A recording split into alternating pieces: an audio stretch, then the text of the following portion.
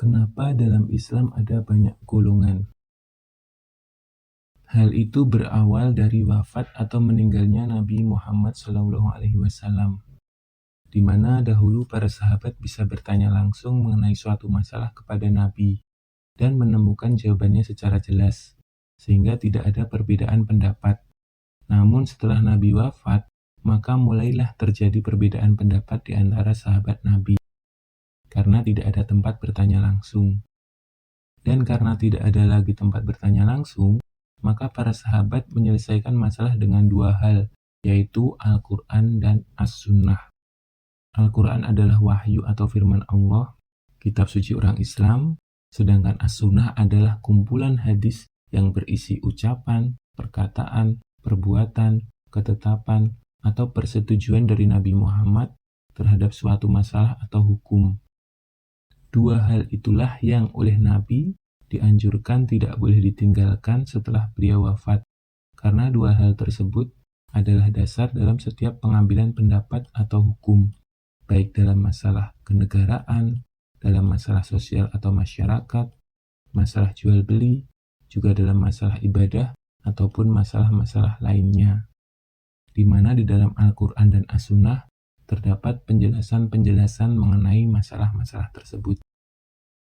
Hanya saja, karena di dalam Al-Quran ada ayat mutasyabihat atau ayat-ayat yang tersembunyi maknanya, dan di hadis ada beberapa tingkatan, yaitu sahih, hasan, dan lain sebagainya, juga ada beberapa perbedaan dalam periwayatannya, dan juga dalam hal yang disampaikan, maka tak aneh jika ada perbedaan pendapat dalam menafsirkannya. Dan perbedaan dalam menafsirkan Al-Quran dan As-Sunnah atau hadis itulah yang menjadi awal mula kenapa Islam bisa terpecah menjadi beberapa golongan, atau penyebab utama kenapa dalam Islam ada banyak golongan. Dan seiring berjalannya waktu, perbedaan-perbedaan itu mulai menjadi lebih luas lagi, karena para ulama atau penafsir yang baru juga memiliki pendapatnya masing-masing dalam menafsirkan Al-Quran dan As-Sunnah. Dan karena para penafsir Al-Quran dan As-Sunnah atau hadis itu memiliki pengikut, atau orang-orang yang merasa sependapat dengan pendapat penafsir atau ulama tersebut, maka muncullah golongan-golongan baru dalam Islam.